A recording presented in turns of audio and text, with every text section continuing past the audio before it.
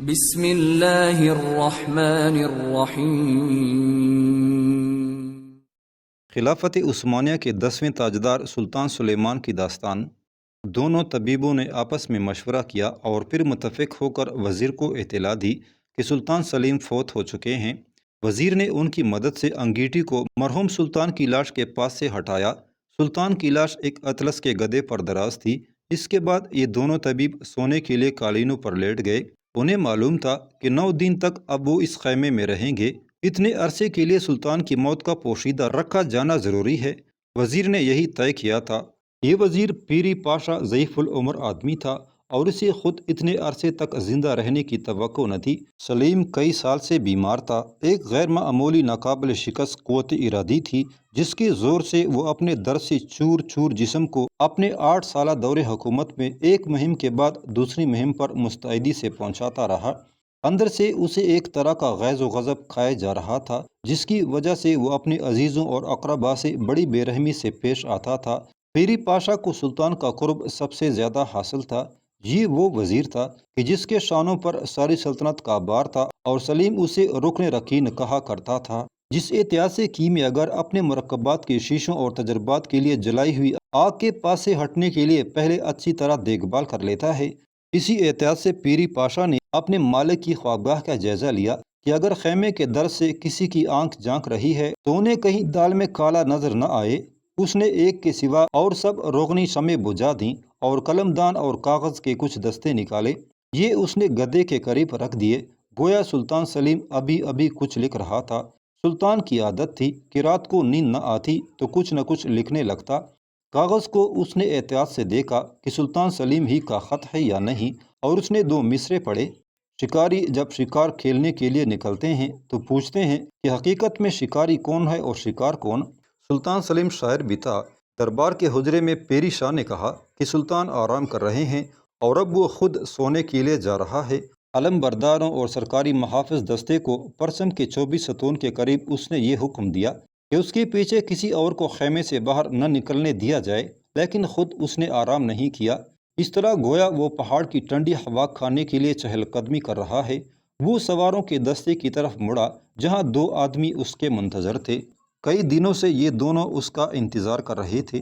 پاشا اکیلے میں چلتے چلتے اس عظیم خیمہ و خرگاہ میں خاموش نقل و حرکت کی آہٹیں سنتا جاتا تھا۔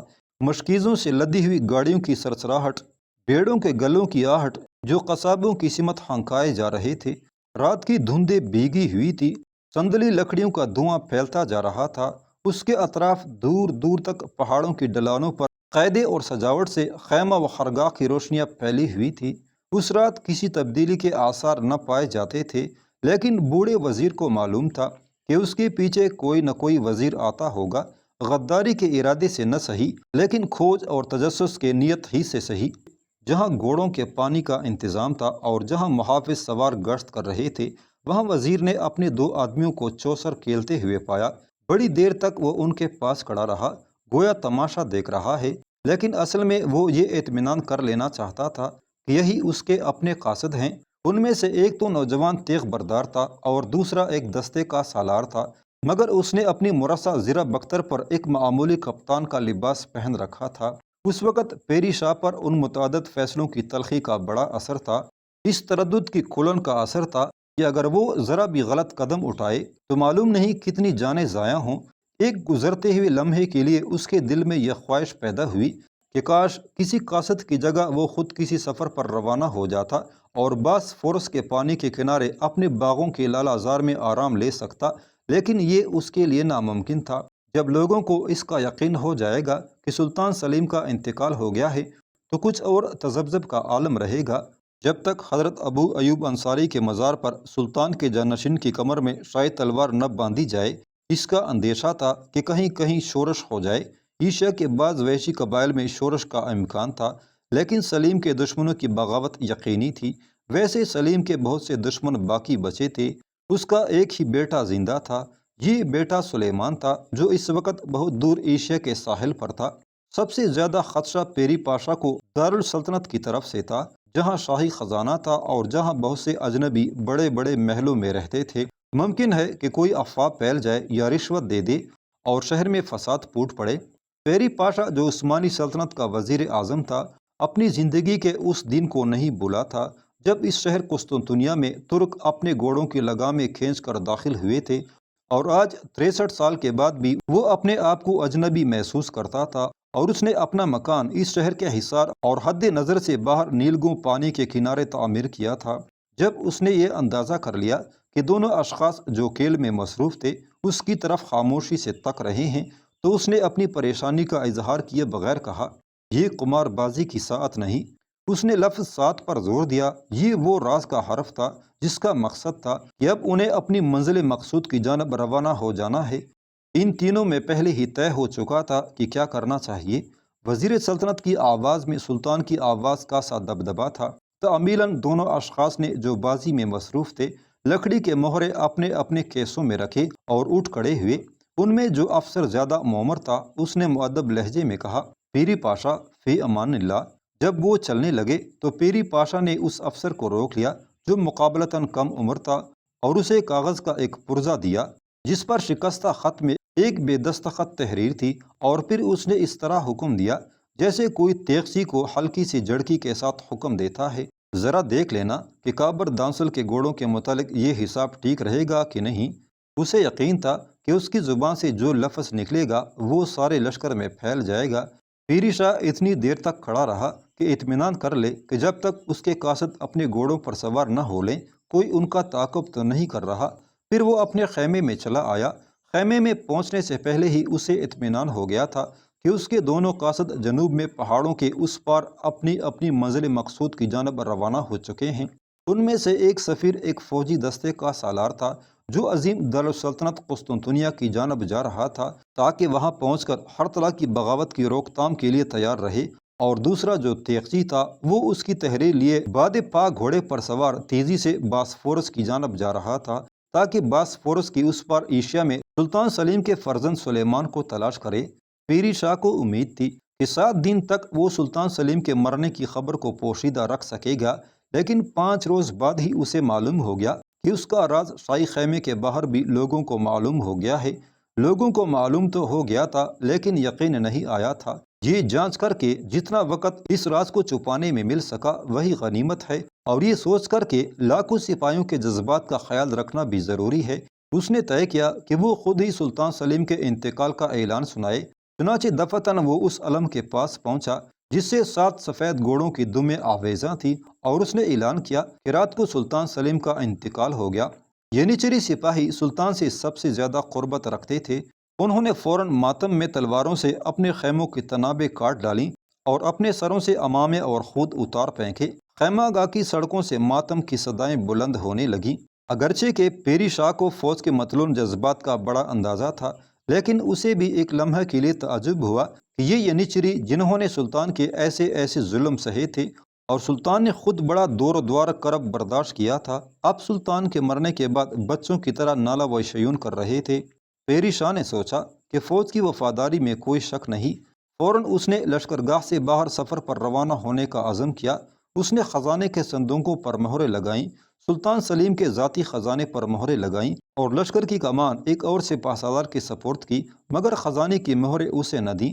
اس سپہ سالار کو اس نے ہدایت کی کہ آہستہ آہستہ منزلیں طے کر کے جنازے کا جلوس جنوب کی طرف روانہ ہو۔ اس رات پیری شاہ رات کو بیس بدل کر شہر کی جانب اس راستے پر روانہ ہوا جس پر اس کے قاصد پہلے جا چکے تھے۔ اس کا اندازہ تھا کہ 90 روز سلیمان شہر پہنچ جائے گا۔ اگر کوئی اتفاق ایسا پیش آیا کہ سلطان سلیم کا یہ فرزند وقت پر نہ پہنچ سکا تو پھر وہ خود جو سلطنت کا رکن رکین تھا کوئی اور صورت سوچے گا کہ ان حالات میں کیا کیا جائے۔ اس کا گھوڑا اندھیری سڑکوں پر تیزی سے مشعلوں کی روشنی کے بغیر چلا جا رہا تھا۔ دفعتاً اسے سلطان سلیم کی یاد آئی جس کا آہنی عزم استقلال سخت سے سخت خطرے یا مشکل میں بھی کبھی متزلزل نہ ہونے پایا تھا۔ 5ویں روز سلیمان شمال کی جانب ساحل کے کنارے والی سڑک پر یورپ کی سمت روانہ ہو گیا۔ وہ سہولت کے ساتھ سواری کرتا چلا آ رہا تھا۔ کبھی کبھی وہ تنگ رکاب پر زور ڈال کر اپنا لمبا پتلا جسم آگے جھکا کر آرام لے لیتا۔ اسے گھوڑے بہت پسند تھے اور شمال میں گھوڑوں کے کھیتوں میں جتنا کچھ وقت اس نے صرف کیا تھا بہت لطف کے ساتھ صرف کیا تھا۔ اس کا ہاتھ جو زین پر تھا وہ سانولا اور گوشت کی بلکائی مچھلیوں سے بنا تھا۔ زین پر وہ ایک قسم کی زنانہ شان سے بیٹھا تھا۔ اس کی بے چین بوری آنکھیں، اس کے پتلے پتلے ہونٹ، اس کی تنگ نوکدار ناک اور اس کے چہرے پر گرم ہوا کی تمتماہٹ کا اثر صاف معلوم ہوتا تھا۔ اس کی مونچھیں چھوٹی چھوٹی تھی، داڑھی گھنی ہوئی تھی، ایک ڈھیلا سا کپڑا اس کے سر کے اطراف بندھا ہوا تھا، جس کی وجہ سے اس پر ایک نوجوان سے درویش کا دھوکہ ہوتا تھا۔ سلیم کے اس بیٹے کی عمر اس زمانے میں 25 سال تھی۔ چلتے چلتے وہ جگہ جگہ گھاس کے کلیان اور زرخیز سرخ مٹی کو دیکھتا جاتا تھا جو ربیع کی فصل کے لیے تیار تھی۔ سڑک کبھی کبھی سمندر کی پتلی کاڑیوں کے کنارے کنارے ہو کے گزرتی اور یہاں وہ ماہی گیروں اور ڈونگوں کے بادبان شمار کرتا تھا۔ یہ ڈونگے سرخ چھتوں والے دیہاتیوں کے قریب ساحل سے بندھے ہوئے تھے۔ یہ جنوبی ساحل کا علاقہ اس کے زیر انتظام تھا اور یہاں بھی مقدور بر اس نے اچھی حکومت کرنے کی کوشش اس طرح کی جیسے کریمیا کی گرم اور روشن سرزمین میں، کیونکہ وہ جانتا تھا کہ ان چھوٹے چھوٹے علاقوں کا نظم و نسق ایک طرح سے اس کا امتحان تھا، اور یہ کہ اس کے باپ کے یہاں غلطیوں کا پورا پورا حساب کتاب رکھا جاتا تھا۔ لیکن سب سے زیادہ اسے دارالسلطنت پسند تھا، جہاں اس نے چناروں کے تلے کے بارکوں میں فوجی تعلیم پائی تھی۔ سال ہا سال تک سلیمان نے تعلیم پائی تھی کہ انسانوں اور مویشیوں کی کس طرح نگہداشت کی جاتی ہے۔ بڑے تجربہ کار افسر اس کے مشیر تھے اور اپنے باپ کی طرح اس کا اپنا دربار بھی تھا، لیکن بڑا ہی مختصر۔ لیکن کبھی اس کے سخت گیر باپ نے کوئی مشورہ نہیں دیا، زیادہ تر وہ لڑائیوں پر باہر ہی رہتا تھا۔ اس کے کمر بند میں وزیر کی مختصر چٹھی تھی جس میں صرف اتنا لکھا تھا کہ اس کا انتظار ہے کہ شہر سے باہر حضرت ابو ایوب انصاری کی درگاہ پر خاندانی عثمانیہ کی تلوار اس کی کمر سے باندھی جائے۔ اس طلبی کے خط پر اس کے مشیروں کو اعتبار نہ آیا تھا۔ اس نے یہ جتایا تھا کہ ممکن ہے کہ کسی نے کوئی چال چلی ہو اور چھوٹے سے محافظ دستے کے ساتھ اسے شہر میں کھینچ لایا ہو۔ انہوں نے جتایا کہ شنیدہ کے بعد مانند دیدہ، لیکن تھکا ماندہ قاصد جو یہ خط لے کر آیا تھا، اس نے سوگند کھا کر کہا کہ وہ یہ تحریر خود پیری شاہ کے ہاتھ سے لے کر آیا ہے۔ تب ابراہیم یونانی نے یہ استدلال پیش کیا کہ اگر یہ پیغام سلیمان کو سلیمان کی طرف کھینچ بلانے کے لیے محض ایک سازش ہوتا تو تحریر میں یہ صاف صاف لکھا ہوتا کہ سلیم کا انتقال ہو گیا ہے، یا یہ کہ پیری شاہ سلیمان کے آنے پر اصرار کرتا۔ اس کے بجائے صرف آل عثمان کی تلوار کا حوالہ تھا۔ سلیمان نے خود یہ دیکھا تھا کہ قاصد پیغام دیتے ہی زیتون کے درخت کے نیچے قالین پر تکن سے گر کر فوراً غفلت کی نیند سو گیا تھا۔ سلیمان نے اشرفیوں کی جو تیلی اسے بخشی تھی وہ بھی اس کے ہاتھ سے چھوٹ گئی معلوم ہوتی تھی۔ یہ شخص کئی راتوں سے سویا ہی نہیں۔ سلیمان نے اس طلبی کے پیغام کو قبول کرنے کا فیصلہ کر لیا۔ اس کے رفیقوں نے عرض کی، اس صورتحال میں بلا تاخیر سفر کا قصد فرمائیے۔ ان کے نزدیک سلیمان کے یا اپنے حرم کی آسائش کا خیال کیے بغیر یک لخت سفر پر روانہ ہونا کوئی عجیب بات نہ تھی۔ جب ایک درویش نے اس کی لگام تامی تو اسے غصہ آ گیا۔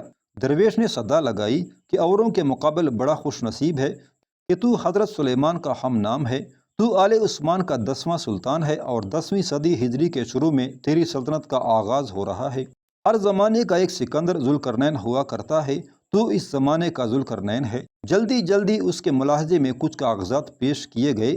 اس کے رفیق غور سے اس کے دستخط کے حروف کی کشش کو دیکھتے رہے، گویا کل شام کے دستخط سے آج کے دستخط مختلف تھے۔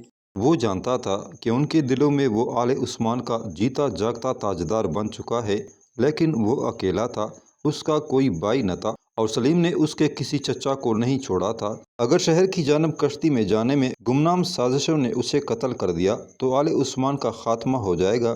خاندان کے سخت قانون کے باعث گزشتہ چند نسلوں سے یہ ہوتا ہوا آیا تھا کہ اس کے آباء و اجداد اپنی اپنی جگہ اکلوتے تھے، تعداد میں تھے ہی کم اور ترکوں کی آبادی بہت ہی کم تھی۔ ان سلطانوں کو غازی اور قیصر روم کے خطابات ملے تھے۔ انہی القاب سے اجنبی ملکوں کے لوگ انہیں یاد کرتے تھے۔ صحیح معنوں میں ان کی اپنی قوم نہ تھی اور نہ کوئی سلطنت تھی۔ اس میں کوئی شک نہیں کہ سلطان محمد ثانی نے قسطنطنیہ کو تسخیر کیا تھا، لیکن اس حماد صفت موصوف سلطان نے یہ قانون نافذ کیا تھا کہ آج کی تاریخ سے مسلمان اور عیسائی رتبے میں برابر ہوں گے، یونانی نسل کے لوگوں اور اناطولیہ کے ترکوں کے درمیان کوئی فرق نہ کیا جائے گا۔ سلطان محمد فاتح کا یہ فرمان نافذ ہوتے ہی اٹل قانون بن گیا، جس کی روح سے عثمانی ترکوں پر لازم تھا کہ وہ یورپ کے ان ملکوں کے باشندوں سے زیادہ تعلیم حاصل کریں جن کو انہوں نے تسخیر کر لیا تھا۔ یہ بایزید کی تحریک تھی۔ ان دونوں سلطانوں کے دور حکومت کے 60 برسوں میں ان دونوں قانونوں پر پابندی سے عمل کیا گیا، لیکن کیا ان قانونوں سے ایک قوم مرتب ہو سکتی تھی جس کا ان کی اپنی ذات سے باہر وجود نہ تھا؟ ادھر یہ دو فرد تھے اور ادھر ان کے دو قانون۔ ادھر ان کے لیے بے پردہ جانشین سلیم نے ان بزرگوں کے بنائے ہوئے ڈھانچے کو توڑ کر نئی سرزمین کی تسخیر کی طرف قدم بڑھایا تھا۔ دفتن سلیمان کو پتہ چلا کہ اس کا راستہ آگے سے رک گیا ہے۔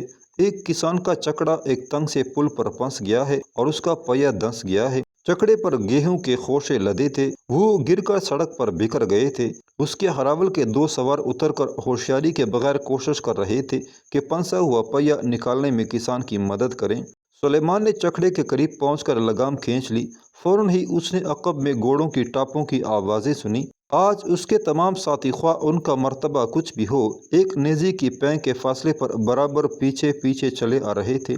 اب پل پر یہ گڑبڑ دیکھ کر انہوں نے اپنے شہزادی کی حفاظت کے لیے تیزی سے پیش قدمی کی۔ اس رکاوٹ اور بلا وجہ چیخ و پکار سے منغص ہو کر سلیمان نے گھوڑے کی باگ موڑی اور اس کا شاندار ابلک گھوڑا گھاٹی میں اترا اور ندی کے پانی کو چھپ چھپ کر کے پار کرتا ہوا دوسرے کنارے کی سڑک پر چکڑے سے رکے ہوئے راستے کے آگے جا نکلا۔ اراول کے دونوں سوار جلدی سے تیز تیز پھر اپنی جگہ سنبھالنے کے لیے آگے پہنچے۔ سلیمان کے دل میں یہ خیال آیا کہ اس کا امکان تھا کہ یہ مقام کسی دشمن کی کمینگاہ ہوگی، لیکن اس وقت اسے یہی فکر تھی کہ اڑے ہوئے چکڑے سے آگے نکلا جائے۔ اب الگ الگ چلنا اسے مناسب معلوم نہ ہوا۔ اس نے گردن موڑ کر آواز دی، ابراہیم، ساتھ ساتھ رہو۔ اکثر وہ تکلیف کی گھڑی میں ابراہیم کو یاد تھا جو اس کا جرہ باز تھا۔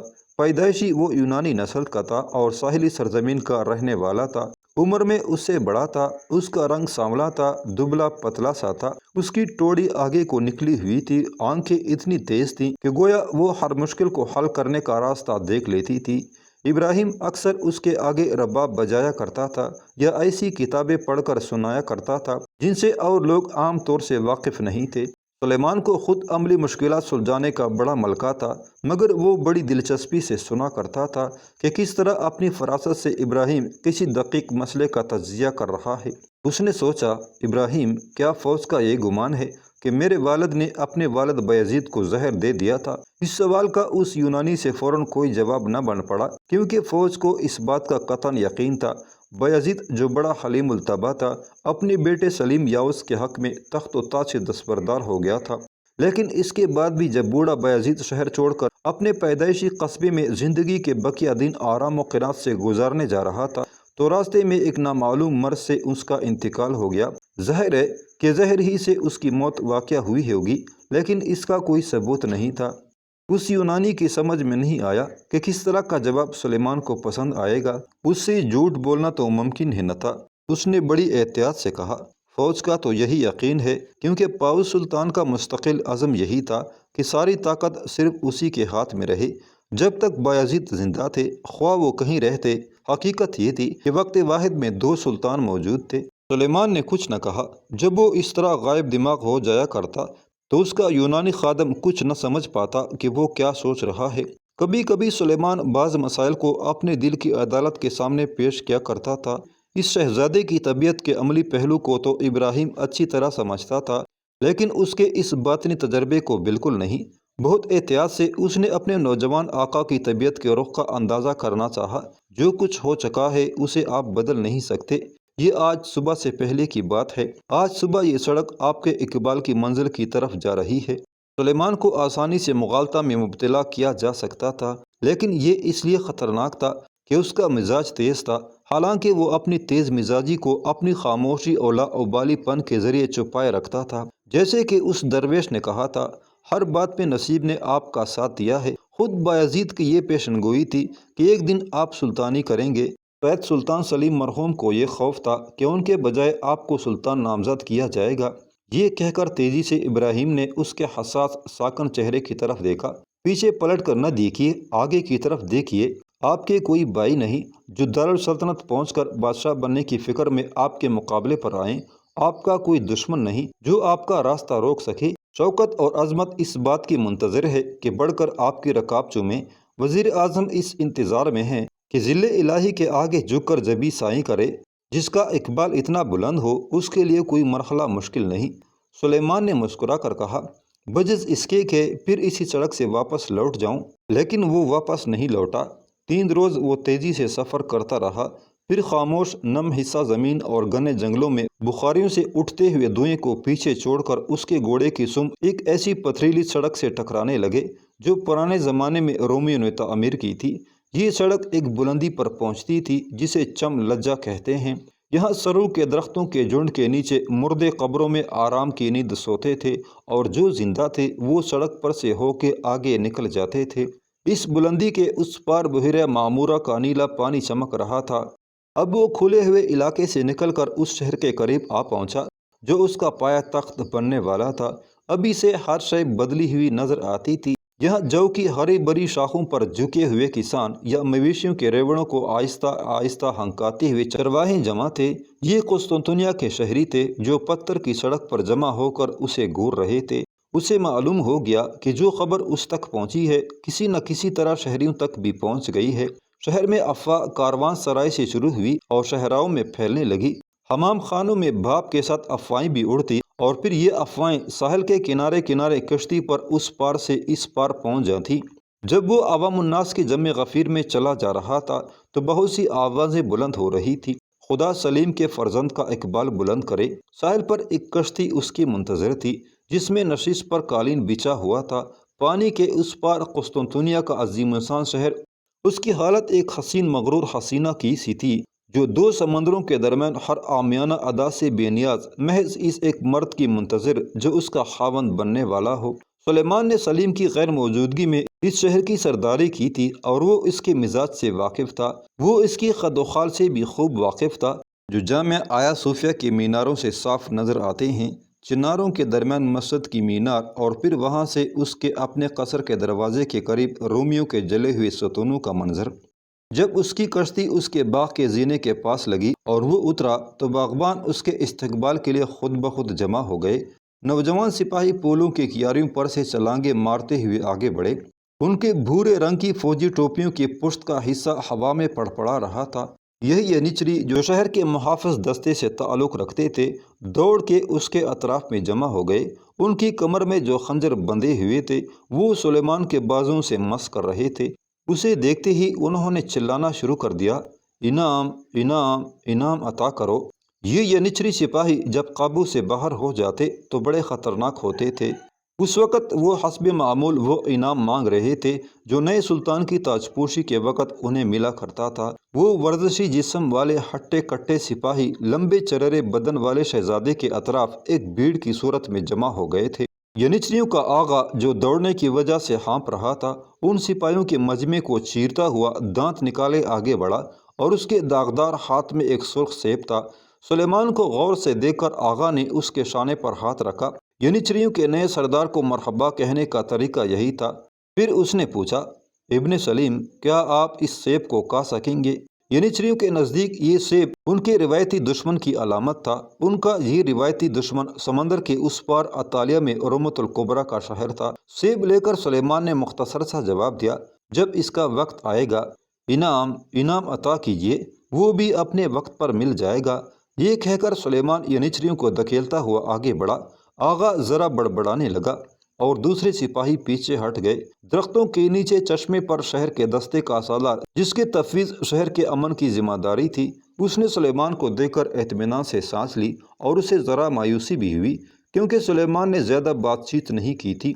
ینیچریوں کے محافظ دستے سے اس کو خوف معلوم ہوا تھا، لیکن اس نے ان کی نظروں میں معزز بننے کی بھی کوئی کوشش نہیں کی تھی۔ ان کی نظروں میں وہ سلیم یاوز کا صحیح جانشین فرزند معلوم نہیں ہوتا تھا۔ دوپہر کو سلیمان نے تنہا کھانا کھایا۔ 10 سال پہلے کی یاد سلیم نے بایزید سے بغاوت کی تھی اور بوڑھے سلطان کے ہاتھ شکست کھا کر کریمیا کے ساحلی قلعوں میں پناہ لی تھی، جہاں سلیمان بھی اپنی والدہ کے ساتھ بھیجا گیا تھا۔ سلیم اپنے باپ کے اس حکم پر ہنسا تھا کہ نوجوان پڑھنے لکھنے کے شوقین سلیمان کو اس کے پاس بھیج دیا جائے تاکہ قسطنطنیہ کی کوتوالی اس کے سپرد کی جائے۔ سلیم نے وحشی تاتاریوں کے لشکر کے ساتھ اپنے باپ کے خلاف پایا تخت پر یلغار کی تھی۔ ینیچری یہ حکم لے کر آئے تھے کہ سلیم کو مار کے پیچھے ہٹا دیں، لیکن جیسے ہی انہوں نے سلیم کو اپنے مقابل دیکھا دوڑ کر اس کی رکاب چوم لی اور کہا کہ اس کے سوا اور کوئی اس کی سرداری نہیں کر سکتا۔ اس حرکت کے معنی یہ تھے کہ ینیچریوں نے اپنے اصلی سلطان کو چھوڑ کر نئے آقا کی اطاعت اختیار کر لی ہے۔ اس پر بایزید کو آل عثمان کی تلوار اور پھر اپنی جان سلیم کے حوالے کر دینی پڑی۔ اگر سلیم نے اسے زہر نہیں دلوایا تب بھی اسے زندہ رہنے کی خواہش نہیں رہی تھی۔ اس برس کی ناگوار یاد سلیم اور اس کے بیٹے کے درمیان حائل تھی، جس کو اس کے بعد سے فوج سے دور رکھا گیا تھا۔ سلیم نے جو آخری الفاظ سلیمان کے سامنے کہے تھے، انہیں کہے ہوئے کئی برس ہو چکے تھے۔ اس نے نصف حقارت اور نصف شفقت سے یہ کہا تھا، اگر کوئی ترک زین سے اتر کر قالین پر بیٹھ جائے تو وہ کسی کام کا نہیں رہتا۔